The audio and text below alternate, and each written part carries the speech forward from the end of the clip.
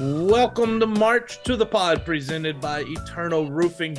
We are your consistent source for Sam Houston athletics. We are back, Ben, and in this episode, we're going to talk about all three phases of the Cats' American football season, discuss any changes we would like to see during the offseason, and just kind of get caught up on the last few weeks as we were away, obviously, unless you just totally forgot about us. Anyway, I'm your host, Cory Hogue, the non-FBS insider at Dave Campbell's Texas Football. Find me on your favorite social media channels at Cory Hogue Sports. It's all one word, Coryhogue Sports. And I'm joined by the creator and manager of sports of SHSU. Again, all one word, on Twitter and Instagram, the chief operating officer of the Cat Fund. And he's a proud Bearkat alum, Ben Sorrells. Ben, it has been a couple of weeks, I believe. We've missed 2 episodes, if I remember correctly. Yeah, that is a little rusty, but we're knocking the rust off. We're a little rusty, and it was. Of course, we want to apologize for missing the last couple of weeks, but sometimes life happens and illness happens as well, and some of that affected each member of this podcast within the last couple of weeks. So I got to tell you though, Ben, I am so glad to be back and so glad to be doing this again. And I tell you, if there's one thing I really missed, it's talking about Taylor Andrus and our friends over at Eternal Roofing, man.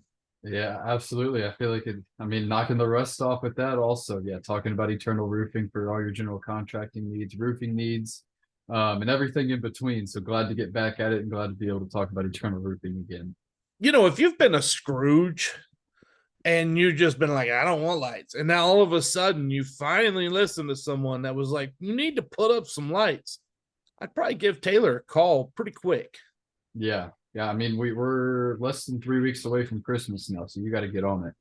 Yeah, because they'll put them up for you. They'll even take them down. See, they give you both sides of the service as opposed to my company that would just put them up and then, you're on your own. Yeah, they'll do it for you. Put it up, take them down, everything in between, do it the right way. Definitely the place to go if you haven't put them up yet and you're lazy and you haven't done it yet. That would probably be me, right? So no, we're not naming names. No, we're not, Cory. Anyway, so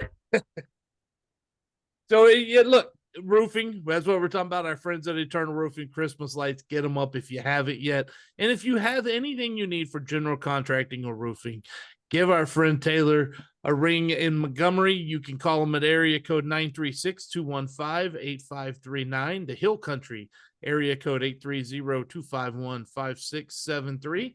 And you can email Taylor, Taylor, at eternalroofingtx.com. We are definitely rusty, Ben. And another thing we are is a podcast on the Republic of Football Network and an extension of Dave Campbell's Texas Football.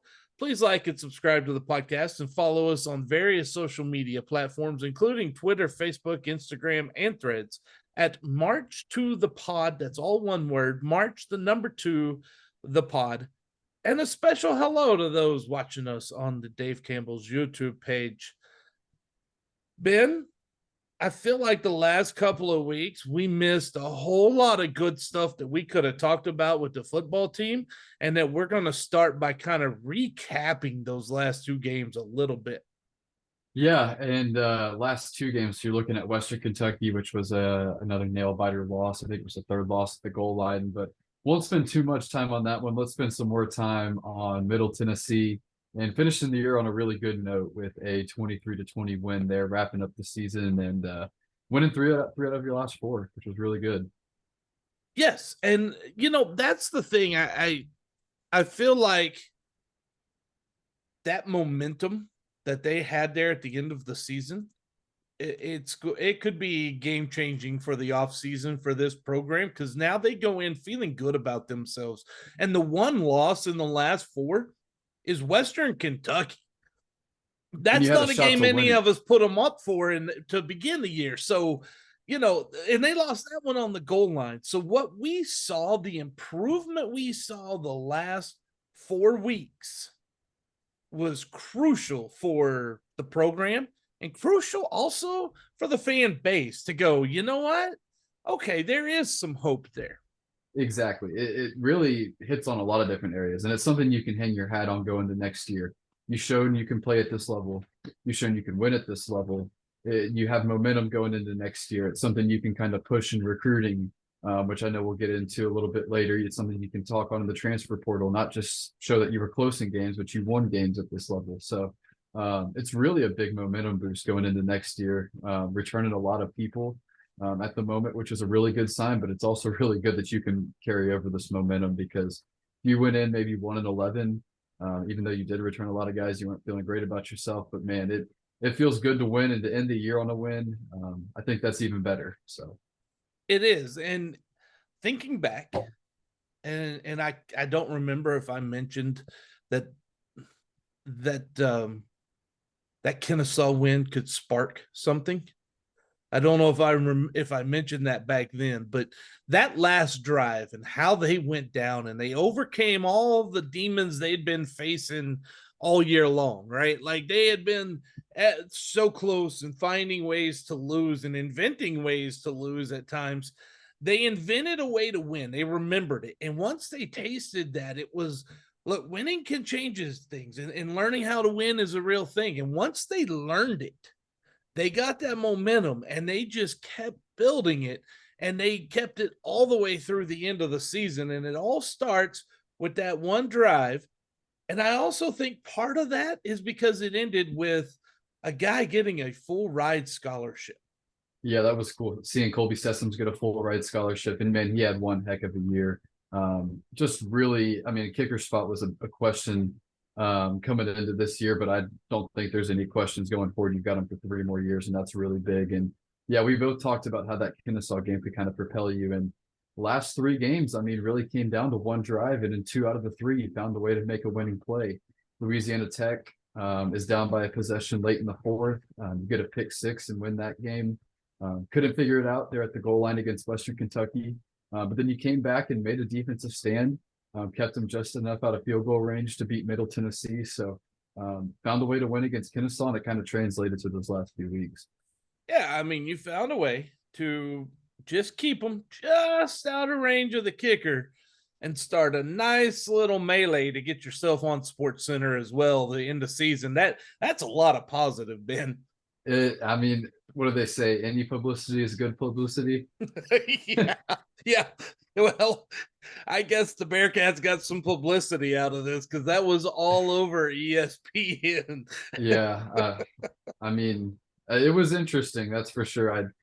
I definitely think, and I think we all know, Sam Houston kind of instigated it, and then Middle Tennessee kind of took it a couple notches. One of their players even got into the stands after the camera cut. So yeah, it was a little wild. Definitely was on our end that it got started, but I think Middle Tennessee kind of escalated it from there, and that's all I'll have to say about it. Oh, but it's not. And do you want to know why that's not all you're going to say about it, Ben? Because I'm here and I'm not going to let that happen. Because how much hate do we have for them now? Are they the Blue Raiders? Isn't that what they are? Yeah, and it's funny you say that. I think I tweeted after the game. Maybe Sam Houston found its rival? Question mark. I don't know. We'll see. We'll see what this game Who's looks Middle like. Tennessee's rival? Oh gosh, I'm sure they have one, but I'm not I'm too sure. sure. Yeah, The but Sam hey, Houston Bearkats. That's who. because next year Sam Houston's got to travel there. Like, Well, actually, and this is not necessarily breaking news, but I've heard next year's schedule isn't going to be a home for home swap directly, because you add Kennesaw in. So you go from 9 teams to 10 teams. So probably going to go there, but wouldn't say that's for sure. Not that that's really breaking news, but definitely something to look out for next year's schedule. either way, though, that means next year's game, if they play Middle Tennessee, it's gonna be it's there. I don't know how much of this will be remembered, though. That's the thing, Ben. That's what would make it a rivalry, is how much gets remembered.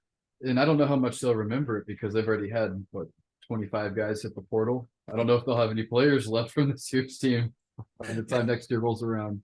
Maybe they They hit the portal. They're like, man, you didn't come to my defense. I'm out. We'll see. Yeah, we'll see where the game's played and how many players remember it. Yeah, yeah. Well, and a lot of times, let's face it, rivalries are made by the fans, not the players. The players on the field just kind of help us get it going. But I'm not sure the fan bases have interacted as much since either.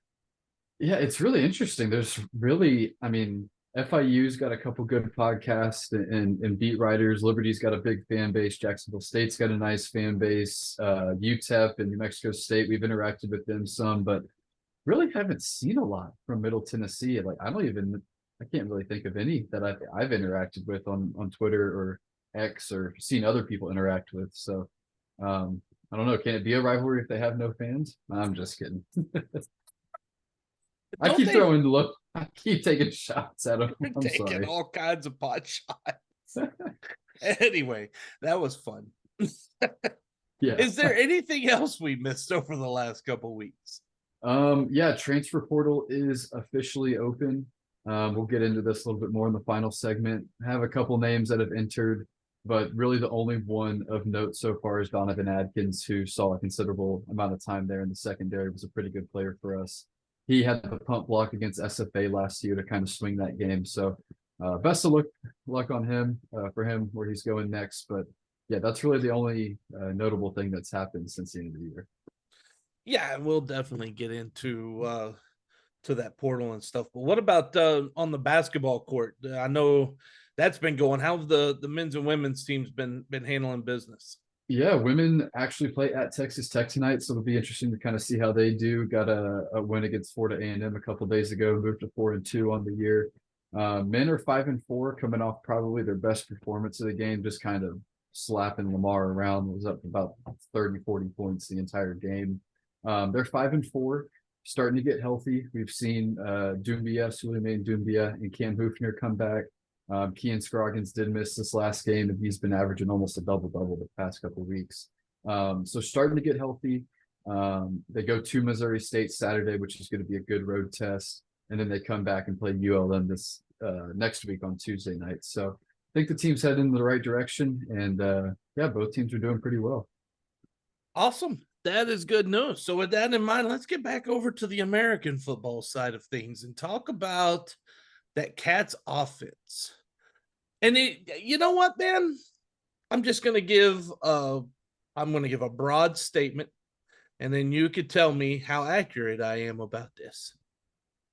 This is an offense that started the season not very good and got gradually better throughout, and then remarkably better out the last 5 or 6 weeks.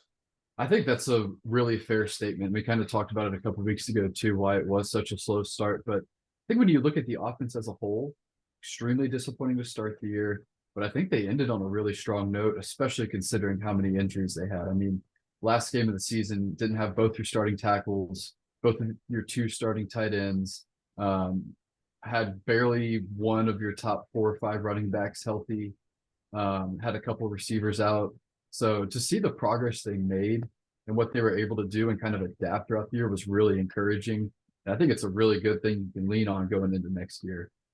Yeah, after the New Mexico State game, they scored at least 20 points in the remaining games. Yeah, 27, 34, 24, 42, 23, 23. So you're averaging upper 20s, mid 20s a game, which is, it's not incredible, but it's right about average probably. Yeah, well, with a good defense, that will get you quite a few wins. And as you've seen, the 42, 24, 23, when they score, well, when they can score in the 20s, they're at least a lot closer to having a chance to win. Yeah. And when they start fast too, I mean, in those games they've won, they came out and moved the ball and scored early, which I think was a big thing. When they played from behind this year, I think they got a little ahead of themselves and tried to throw it a little too much. It wasn't a great running team, but when they could mix in the run, that's when they were really effective and could move the ball. So those last couple of weeks and really the last month of the season, they were able to score early. And I think that was also a big reason why they were able to kind of find a groove there towards the end.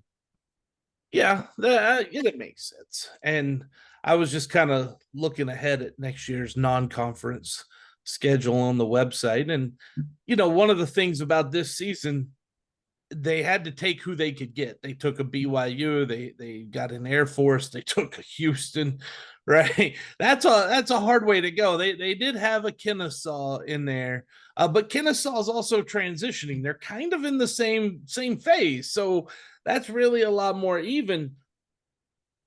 Looking ahead to next year, it is better. There's not as many Power Five programs on there. There is one. But it won't be easy next year during their non-conference either.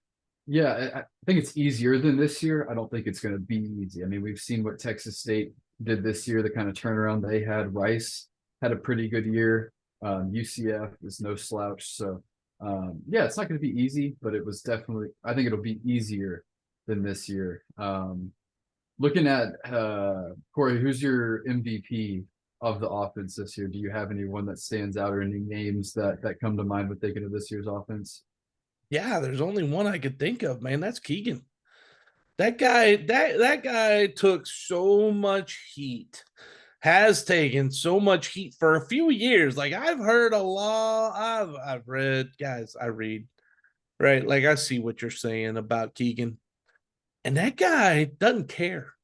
It's almost like he's not even hearing you anymore because all he does is go out there and lead that offense. And the way he progressed and the way he improved this year, it really showed. And then he's not the reason that they didn't win some of those games earlier in the season either, especially those conference games. Those weren't all on Keegan at that time. Right. And I think Keegan, I'm glad you brought up Keegan because I was going to take the easy route and go Noah Smith, which I'm sure we'll get into here in a minute. But I'm glad you brought up Keegan. And we kind of talked about him more towards the end of the season. But was a guy that kept you in every game? Was he a guy that was going to set the world on fire and go win games single handedly? Nobody kept you in a lot of games, and he won you some games over the last month as the team started to figure it out. So just really proud of him. The development that he showed and the progression that he showed, I think, is something that's admirable. It took a lot of heat, but at the end of the day, he showed up, performed well. Didn't have a lot of weapons around him, especially at the end of the year, but he still found a way to get it done.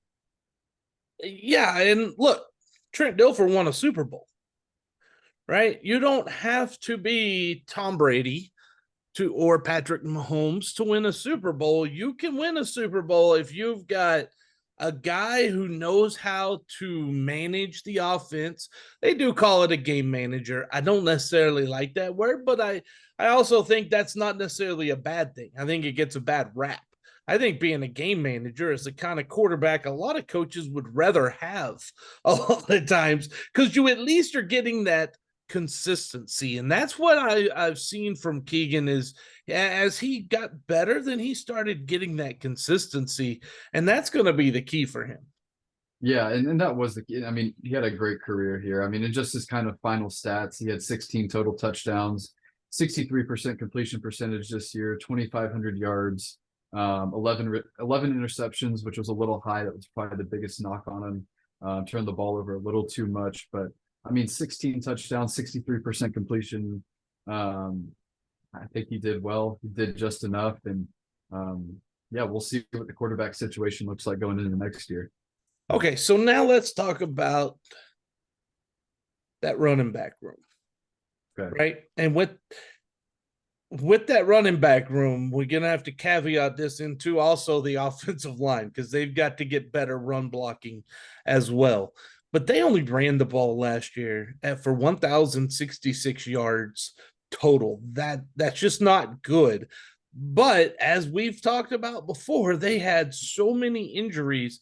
John Gentry had 119 carries. He was there. He's the guy that saw the most action, and he averaged 11.9 carries per game. Just injuries devastated this room. My thing is, I'm just not sure it's going to be a whole lot better next year. I disagree there. I think when you bring back John Gentry, Zach Herbachik, Tobias Weaver, Adrian Murdaugh, You've got two Coco Brown, the one game he played, I think he had 50 yards at Liberty. And I think he also played a little bit against Jacksonville State. I think you've got four backs that you could really depend on. I think what it comes down to is the offensive line going to be able to run block. I think that's the biggest question because I think you have enough talent, especially at the top end with Grabacic and Gentry for next year. They averaged 2.9 yards per rush. Yeah, it wasn't good. It got better, but it was not good as a whole. No, that's not good at all. That's not going to win you a lot of games. But the offensive line, I think we talk about the offensive line a little bit, so let's dive into that just a little bit deeper. They started off that season not doing anything well, and then Keeler said, "Look, we've got to do something right," and they chose to pass block, which is their strength, and that became their strength, and they used that, and then really modified their game plan to it. That's this year. That's not going to work moving forward if you want to win football games. Yeah, and all five starters and really your top two backups are coming back next year. So hopefully you see some progression. But I think they started to figure some stuff out. I think putting Orion Irving in at tackle, I think he looked really good. He's a redshirt freshman. I think he changed a lot. I think Diari Patton coming back in at right tackle. I think he looked pretty good.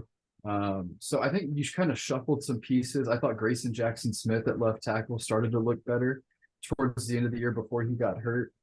So I think they started to develop, and you return pretty much everybody. The only guy you really lose is William McCollum. And I don't even know if you lose it. You bring back a lot is what I'm trying to say. So I think the group developed. I think the biggest thing is, are they going to be able to run block next year, because they have to run block better. Well, there's another part that I think is even more important than the run blocking. And when you tell me all of them are returning, and I start remembering pre-snap penalties, and I start remembering personal foul penalties, and these things that are killers, they're drive killers, which means they're team killers because they kill your record, right? And they did. The reason why they didn't win some games is the offensive line's penalties. That cannot happen moving forward. It was penalties, and it was kind of the undisciplined nature. So William McCollum is coming back. Just wanted to check myself there. But yeah, I remember that Jacksonville State game and the FIU game. I think there were some bad penalties after the play. So really young group. I think how they develop going into next year is going to be really, really important, and one of the key success factors for this offense. But overall, I think they did really well pass blocking, a lot to be desired in the run blocking. And I think you started to figure some things out, shuffling some pieces around there at the end of the year. They need some there needs to be some talk about the mental side of the game too, about staying composed, because look, it's hard in football. I do understand that this is a very aggressive game. We're asking you to hit people, and then we're asking you to not hit people, right? But you've got to know that line that you walk. I kind of relate it to the line as to where I can joke with my wife and where I need to cut it off before I get divorced, like right up at that line. I like to walk it, but I don't go past that because I don't want the bad thing to happen. They've got to learn how to get to that line with aggression and then back it off. Yeah, and I think they started to learn towards the end of the year. Didn't really see a lot of it there at the end. So hopefully they've learned, but yeah, definitely something they need to continue to work on. And maybe the team needs to work on. We saw what happened there with Middle Tennessee. Yeah, and I probably shouldn't get so close to that line with my wife, but I'm going to keep doing it. So yeah. I mean, well, come on, Cory. I am who I am, and I cannot change. Yes. That's just who I am. Got to take it or leave it. That's right.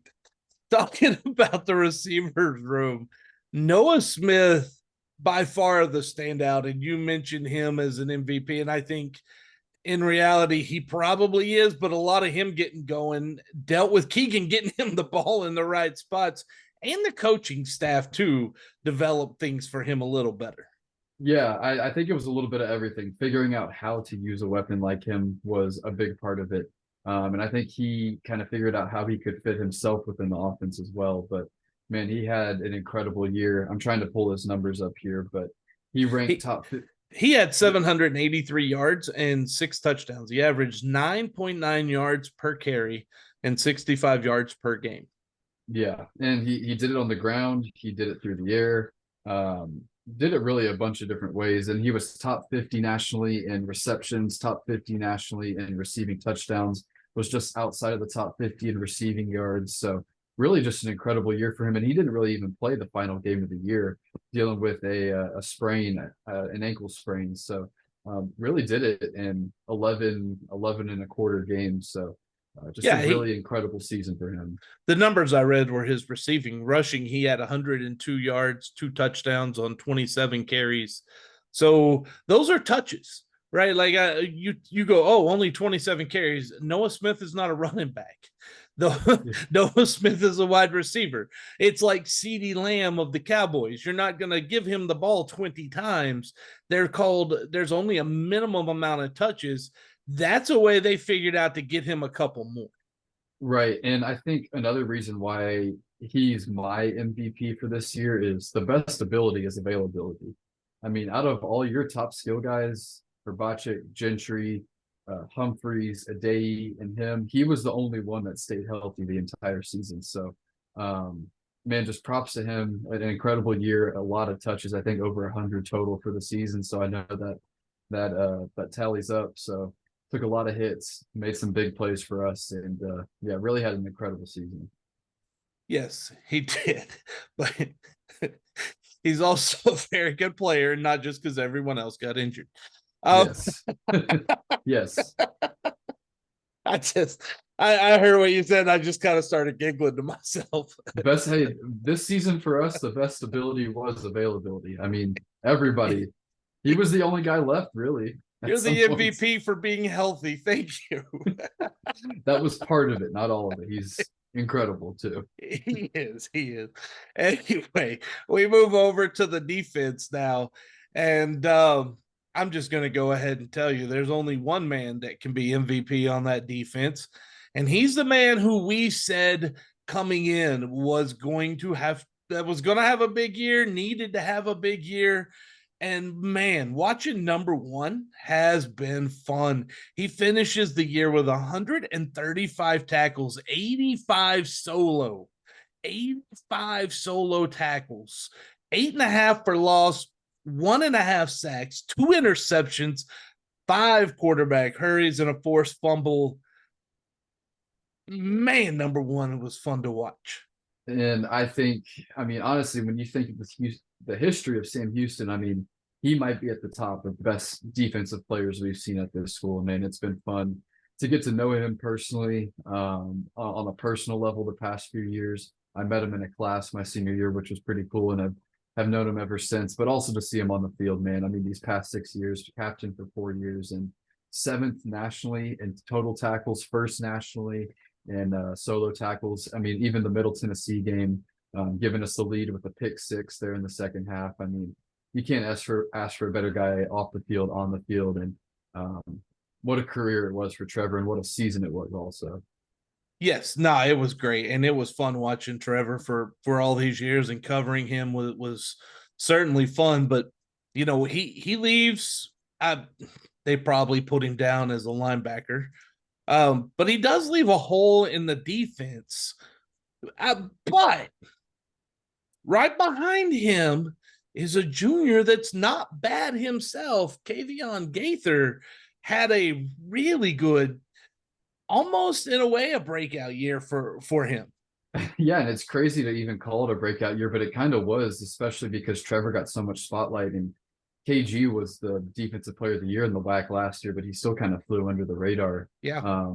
But yeah, I think he's going to be the guy to look for next year to kind of captain the front 7 of the defense. And another name to watch out for is Kavion Gaither actually went down in the Middle Tennessee game in the first class and half. Wow, can't speak. Went down in the first half. And a guy that really stepped up that the team is very high on, and I've really liked ever since we got him last year, is Sincere Jackson. This last game was the first time he really played a lot, and he had 13 tackles, tackle for loss, and a sack. So I think KG and Sincere are going to be the 2 guys to really watch out for next year at linebacker, and I think you're still in really good hands with those 2 guys. Yeah, Sincere Jackson, his name was well known. coming out of the City College of San Francisco. He was a 3-star prospect in high school, but he was the number 8 JUCO linebacker in the country. The guy is just, he's been good. He's been on good teams.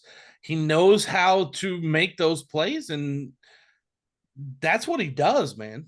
Yeah, it is. And last season he didn't play a lot either due to injury, but was really good. And he had 6 tackles in the A&M game, the one game he played. So kind of got blocked by some guys in front of him, especially with kind of the 3-3-5 kind of hybrid 4-2-5 look the defense gives. But man, he's definitely a name to watch next year alongside Isaiah Nixon and Tavion Gaither at the linebacker spot. And you're going to need them, because not only are you without your number 1, Trevor Williams, you're without your number 33 that you watched for a while too, Martell Perry. You're going to need those linebackers to step up and take on a bigger role. Right. Yeah. And Markel kind of started slow this year with the injury, missed a game, but man, he came on really strong, had a great final game of the year, really a great final month. He looked like himself again, which was just awesome to see. And I think Isaiah Nixon is going to be the guy to watch for to kind of fill his role. So I think Isaiah did a good job of it this year. You can't completely replace Markel, but I think you can get close to it with Isaiah. So excited to see what he can do for this next year. Yeah, Isaiah Nixon is one of these guys. He's a junior out of Fort Bend Elkins High School, but they got him as a transfer from Texas State. And he comes in and he's got 25 tackles, 5.5 for loss, 5 sacks on the year. Broke up a pass, forced a fumble, hurried the quarterback. I think you're right. He's one of those guys, along with, you mentioned Sincere Jackson this year. He had, 29 tackles, 2 for a loss, some quarterback hurries, forced fumbles. They're going to, it's linebacker may still be the strength of this defense next year. Right. And another name to watch out for that really only saw time on special teams, but was a massive piece on special teams and led you in tackles, was Trey Fields. So he's another name that could step in and see some time. He had 18 tackles this year. And a fun fact about Isaiah Nixon, his dad actually played for Sam Houston back in the 90s. So a legacy Bearcat. So cool to see him have a good year. And he actually played some running back the final few weeks also, which was something to see. Nice. So, okay, that's the linebackers. We got to go up to the defensive line. And here's where I start to get a little sad. I have to say goodbye to Meatball. Meatball, I never met you, but I love you, man. And it was so much fun to see number 0 just wreck people out there on defense. It was. And did you see what he did in the final game of the year? No, I didn't. There was a tip ball and he sprinted about 4 yards and came up with the interception and sprinted to the end zone and took all the pictures in the world. So it was cool to see Meatball get a pick in his final college game. That is so wonderful. It was cool. That is awesome. It was fun. But, Meatball took up our headlines, at least. I don't know if he did for the fans, but give us a rundown of the defensive line, what they did, and then kind of what you see for next year. Right. I think the defensive line was really good this year. Stopped the run really well. And I think they just lived up to the expectations that we had. You lose a lot up the middle, and I think that's probably going to be the biggest hole on your defense going into next year. You lose Meatball, you lose Chris Scott, and they were your 2 guys up the middle and both played extremely well. But I think on the edge, you're still looking good. I mean, Seth Mason had a pretty good year coming in from ULM. Jaden Phillips from New Mexico showed some good stuff. Bryson Hayes, the Huntsville High School product, looked pretty good. Chris Murray in his second year with the team showed some good stuff. And then, Javon Leon was awesome. So, you've got probably 4, 5, 6 edge rushers you can depend on going into next year. You just got to figure out what you're going to do up the middle there on the D line. Well, and that's the most important part, right? Like, if you don't have another Meatball in there to take up a couple of blocks, your edge guys can't get to the quarterback because they're going to double team them.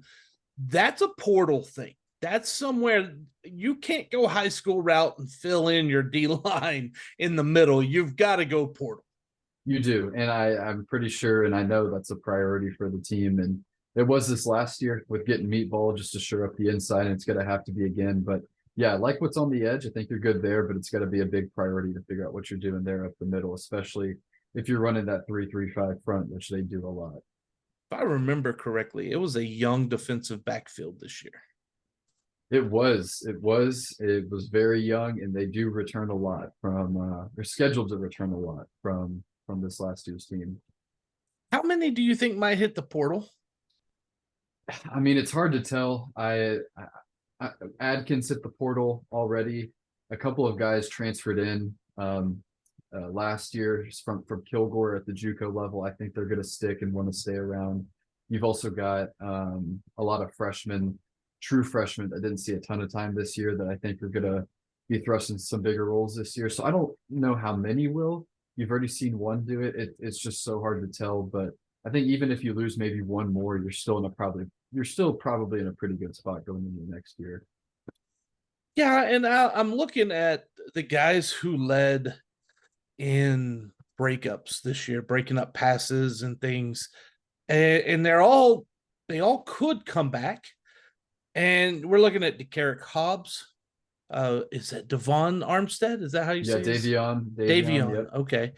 Caleb Weaver, DeMarcus Crosby, the second. Yep. These guys, they could all come back. I don't remember hearing one of their names in there. Yeah. So are you talking about the portal? Yeah. Yeah. It's really Adkins has been the only guy that the team has lost that's been notable to the portal so far. Obviously, things can change. It's very early, but at this point, that's all you've really lost. And just to hit on a couple of the names you talked about, Davion Armstead, I think maybe was our top corner up until he got hurt. I mean, he looked awesome. I think David Fisher had a really good year at corner. DeCarrick Hobbs was a first-team all-conference selection, which was really cool to see.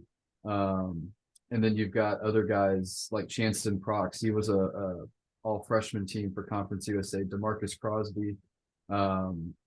Crosby was first-team all-conference. Mix that up. But Crosby, Hobbs. And then you've got some young guys coming in. I mean, Jamarie Wiggins is like your highest-rated recruit of all time. He was a true freshman this last year. I mentioned Prox. He was super young. Elias Escobar showed some good stuff. Caleb Weaver looked really good. So I think you've got 7 or 8 guys back there you can depend on. They were really young, and I think they might be the strength of the defense going into next year. Well, I never want my defensive backcourt to be the strength of my defense. I want my strength to be D-line and linebackers, my front 7. That's where I want it. And that's what concerns me right now, and what I'm going to look for in the offseason from the defensive perspective is how they fill that defensive line hole. We talk this team, we've gone through a number of players, and there's skill players that were hurt that maybe they'll get back next year. They'll be able to, skill players you can go grab in the portal and stuff at times too.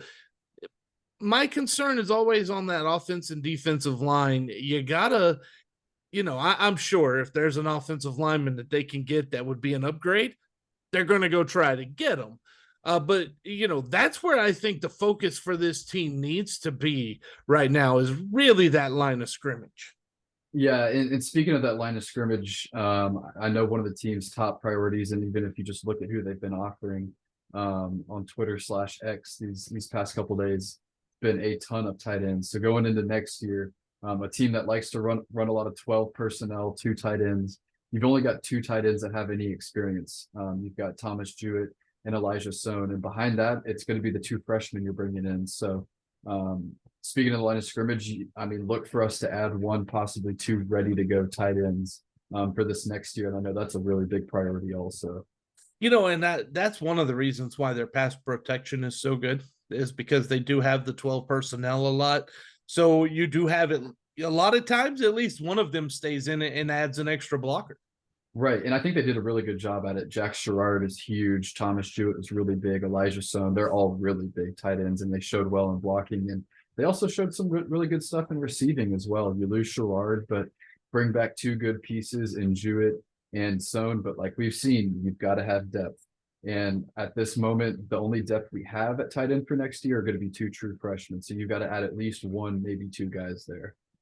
Well, we can't leave out all of the specialists. Good Lord, we got to talk about our punter too. Is it Cardell or Cardell? Yeah, Jaden Cardell. Cardell. Yeah, he averaged 41 and a quarter yards per punt, 7 touchbacks, 20 inside the 20, and 10 for over 50. And he's a redshirt sophomore. That's good. I'll take it. Yeah, I think he got the job done. I think he's got to maybe improve a little bit more, maybe pinning the other team down inside the 20, inside the 10, inside the 5. But I think he's continued to develop. He's not going to be one of the top 20, 30, 40 punters in the country, but he's going to be a guy that gets it done. And I think that's all you can really ask for at this level. I mean, 41 yards a punt isn't bad, and you'll definitely take that for the next 2 years that you have him. He might need to work on a little bit of height is one of the things I see, because that he had 20 of 75 punts inside the 20. Okay. But only 22 fair catches. Yeah. And that is a good point. I didn't even think about that. He really, that a lot of times that's getting it high enough that it gives your coverage team time to get down there and make the, surround them and keep them right there hemmed in. He certainly got a lot of work in, especially the first month of the season. That is for sure. He was swinging that leg quite often. Well, so was Colby Sessoms, and we talked about him earlier. Boy, we'll mention him again. Along of 53, he was 2 of 3 from 50 plus, 1 of 3 from 40 to 49. But when he got inside there, he was 8 for 8 inside 40. And sometimes those 20 to 29 yarders are more as difficult as the 50 plus yarders because of the angle that they still have you kicking from in college. In college, at 40 and under, that's where you got to be bread and butter. I mean, there's not a lot of kickers in college that are going to be very dependable from 40 plus. I think he was 3 for 6 from 40 plus. But yeah, when it came from inside the 40, he was nails. Missed 1 extra point the entire year, and it was a kind of a fumbled snap that I think the laces might have been out, but wasn't a very good hold and snap, so can't really blame him there. But he had an incredible year, got put on scholarship after the Kennesaw game, and having a kicker is something that you need to have. And so having him for the next 3 years is something that's really good, that you don't have to worry about.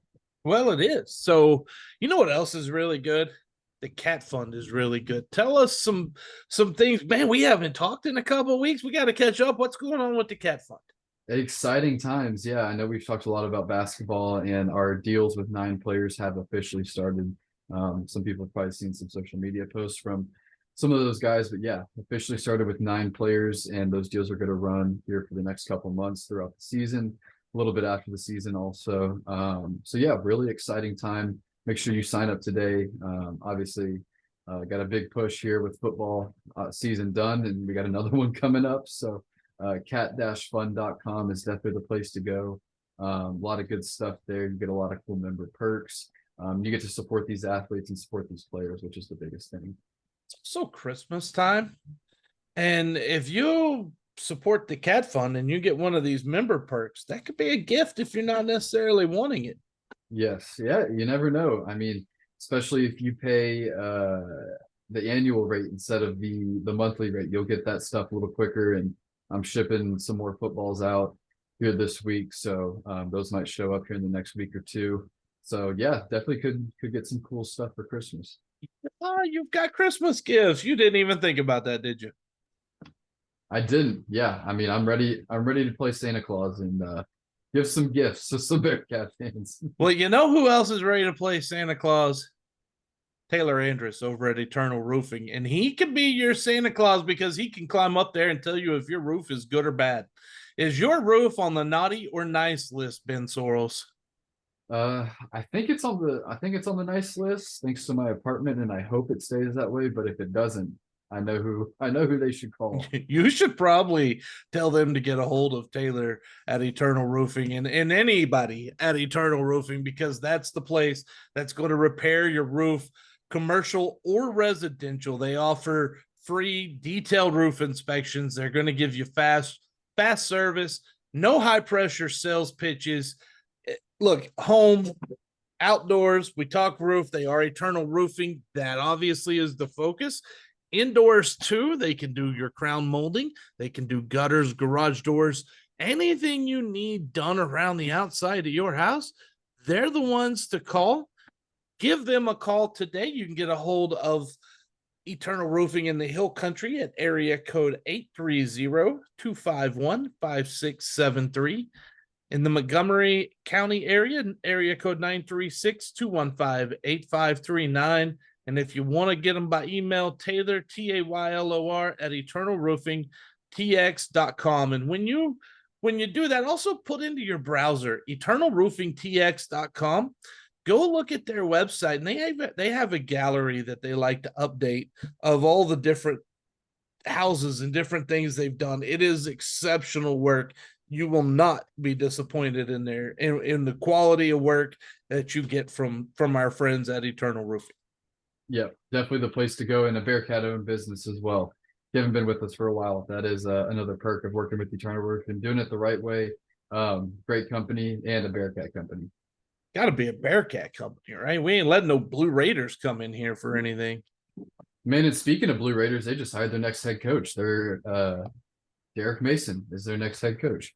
Oh yeah, well, look Who at cares that. about them? Well, the first thing he's got to do is figure out what that fight was about, right? Yeah, I'm sure that'll take a while to sort out if they have any players that are left from that fight. Oh, yeah, those things get swept under the rug, man. Yeah. Okay, for instance, and now we're just train off tracks right here, Ben. So a couple years ago, Armed Forces Bowl, it was Mississippi State and Tulsa. I think that's right. And I was there. I helped keep stats for the Armed Forces Bowl. And after that game was over, that fight that broke out on that sideline and what ensued was something I've never seen in at that point, I'd never seen in football before. I saw it in high school another year later. But at that point, I've not seen that kind of a fight. And out of that, Tulsa had some guys get suspended for one game the next year, and nothing happened to anyone from Mississippi State. Yeah. In this instance, I know Sam Houston discipline was handled internally. For Middle Tennessee, I'm not too sure, but yeah, when it comes to Sam Houston, discipline was handled internally for that skirmish. That's usually how that's going to work too. Yeah.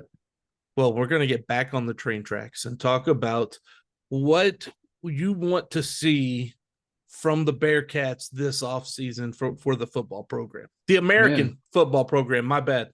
Yeah, it's Christmas and the giving season and the gift season. So I guess I can make a wish list for the Bearcats for this next year. So first one, I know we've offered a couple of really talented JUCO quarterbacks. So I think we've got between Xavier Ward and Grant Gunnell, you probably have your guy there, but I would love to see, and you got DJ Bailey coming in, Silas Gomez there as well, but I would love to see us add at least one quarterback in the transfer portal just to be able to give us another option. I think it's another year where someone's gonna have to win it in camp. I think Grant Gunnell's probably the leader there, but bring in one outside guy that fits your system really well.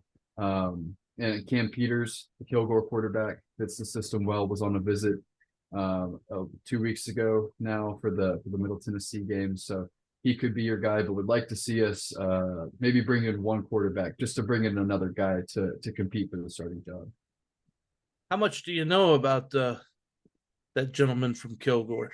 Yeah, man, he's talented. Was player of the year in their conference at Kilgore. Another guy that was on the visit was Michael Phoenix, wide receiver. He also got some accolades in conference. So yeah, fits the system really well. Fits our offense really well. Was super talented. I think he threw 26 touchdowns and 5 interceptions, something like that this last year. So I think he played at UTSA for a couple of years. Didn't really see the field a lot, but I think he's a guy that if you bring him in, I'm not going to say he's going to win the job, but he's a guy that can push others and might be able to. He's a guy that was the missing piece of a Kilgore team that just made an appearance in the national semifinals before they lost on the road to Iowa Western on Sunday. This, when I talked to their coach, Willie Gooden, in the preseason, I said, man, all you need is a quarterback. He goes, I hope I have one now. Well, he did. And the fact that guy could come in, are you quarterback away at at Sam Houston. I don't know that you're a quarterback away because I think Keegan was solid enough. But you need someone who can at least be at the level that Keegan was when he departed, or else you're taking a step backwards. Yeah, and I think Grant can definitely play at his level, Grant Gunnell. But I mean, you've got to bring in options, you've got to bring in depth. You don't know exactly what you're going to get from Xavier Ward. DJ Bailey's a freshman, haven't seen any of Silas Gomez. And so if you bring in a guy that's played and played at a high level at the college level, I think that's something you need. Don't necessarily think we need to go out and grab a starter. I think we've still got some good pieces there, but I think it would be really good if a guy like Cam Peters were to commit for us. I also think it's important that this is where, and this is one of the few times in this podcast where my experience actually can be helpful as the non-FBS guy for Dave Campbell's. Let me put it this way. I'll make it as easy as possible. I watch a lot of football. I watch a lot of football at a lot of levels. Obviously, the NFL, that's a level above. FBS, that's below the NFL, but it's right there. After that is good JUCO football. If you're talking top 5, top 10 in the country in foot, those JUCO teams, you put them in the FCS and they're going to do damage. And those are freshmen and sophomores we're talking about here on these teams. I mean, these guys, the level of football, the level of talent at these places is tremendous. And the fact that, you've got a team that just made the national semifinals. They were ranked number 3 in the country, went to Iowa Western. On that field Sunday, Ben, I'm going to go ahead and project probably 10 of those guys combined from the two teams will be in the NFL soon within the next 3 or 4 years. And just to kind of give it reference too, you picked up 2 Kilgore DBs from last year. DeKeurik Hobbs had 38 tackles, and DeMarcus Crosby, the other one, was a first-team all-conference player. So you can definitely pull from the JUCO level. And Malik Phillips, a wide receiver that played well for us this last year, played at New Mexico Military. He had a really nice year. So the 3 JUCO guys that you went out and grabbed all performed at a really high level and started for you pretty much. And you mentioned Phoenix was in on a visit too. Yeah, and I will coming out tomorrow morning. Well, coming out today, I guess, because we're releasing this podcast on a Wednesday and we're recording on a Tuesday night. Coming out today, as you're listening, has been released. The all Texas non-FBS team. It's changed a few times. It's hard to remember all the things it is. It's the all Texas non-FBS. It's a lot of hyphens, Ben. All Texas non-FBS team for 2023 is out, and you will see on there is representation from the Southwestern Junior College Football Conference. There's a guy from Tyler. There's a guy from Trinity Valley. There's a guy from Kilgore. I mean, you have just an amazing level of talent down there. Yeah, and we'll see if some of these guys end up on the list. Got to check it out at Texas shameless plug on texasfootball.com, right? Yeah, there you go. That's what I'm trying to get to. Well, yeah. I could tell the reason why I say that is because Phoenix was on my list of guys, but dude, let me tell you something. It's not easy to pick that team. Yeah, I mean, there's a lot of talent, and there's if a lot of teams too. Yes, there's 35 teams. If you're a wide receiver and you don't have at least 1,000 yards, you're probably not getting on the team. Yeah, and I mean, it's even like Noah Smith. Noah Smith didn't even make the top 2 teams in Conference USA. There's just a lot of wide receiver talent out there, and you need as much as you can get. Yeah, and that's the thing. Skill talent you can find. I relate it to basketball in that it's hard to find those big guys in basketball, same as it is in football, and it just means different things.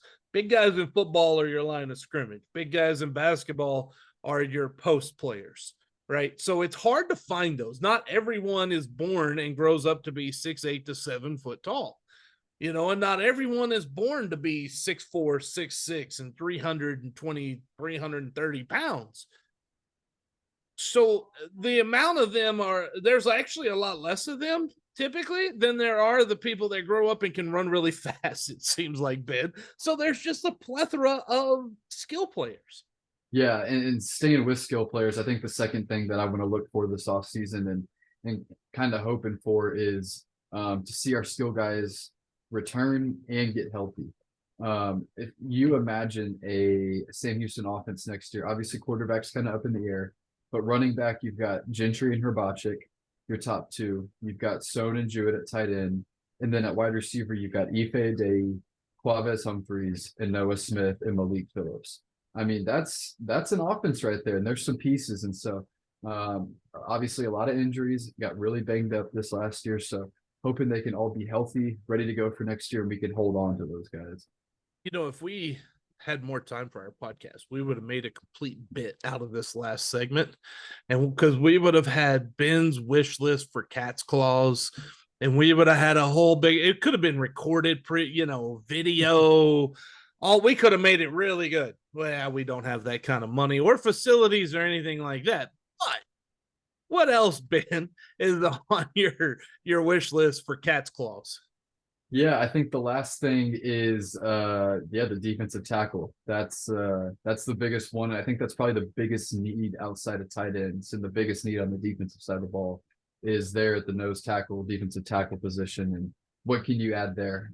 Had some really good ones with Joe Wallace and Meatball and Chris Scott the past couple of years. And so I think that's probably the last thing on the wish list is to get probably 2 interior defensive linemen and then maybe add 1 more linebacker. I think you've got some good top end talent there, but obviously you got to have depth. And we've seen that this last year.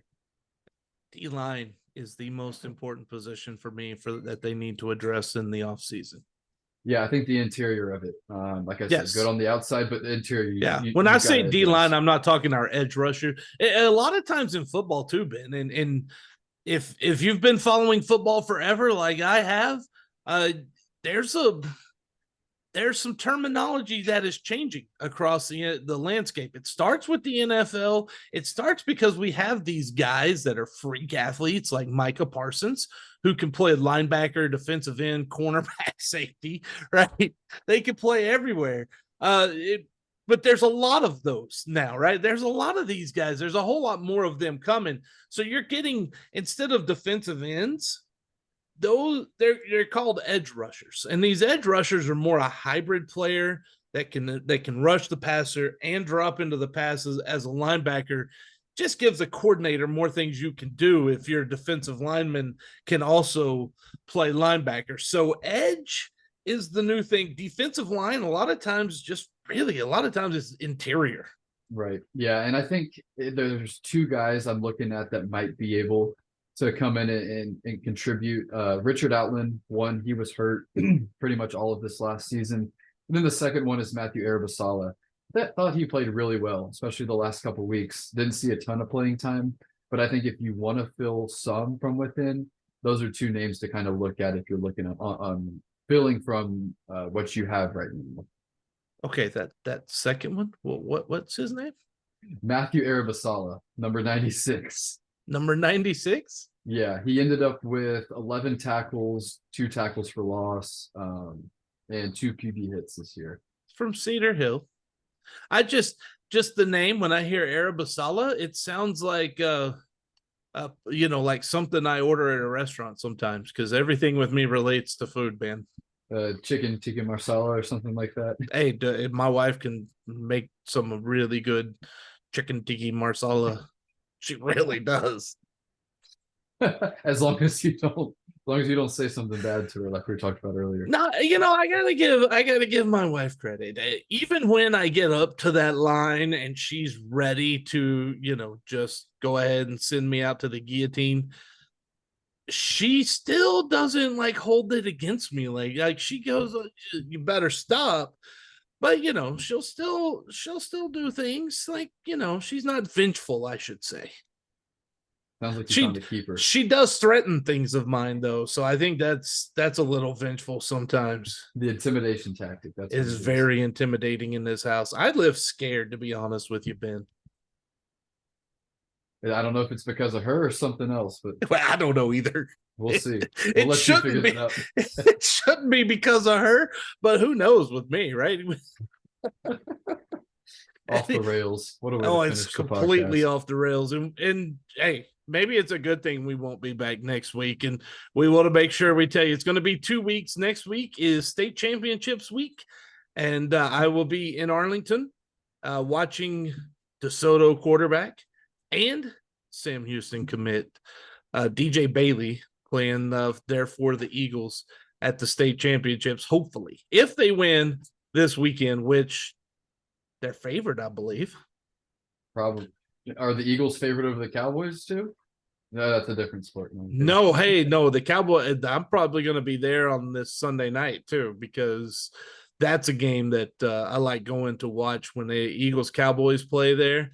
It's very electric inside AT&T when those game teams play. It's the second biggest game with an Eagles player this weekend after DJ Bailey.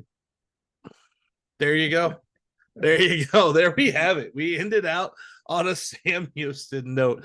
Ben, thank you so much. Appreciate you. And we thank you, the listener and the viewer. Without you, we're not even here cracking these ridiculous and crazy things and going off the rails. Until next time, Ben, take us out. Eat 'em up, Cats, and go Eagles and go Eagles. Go Eagles.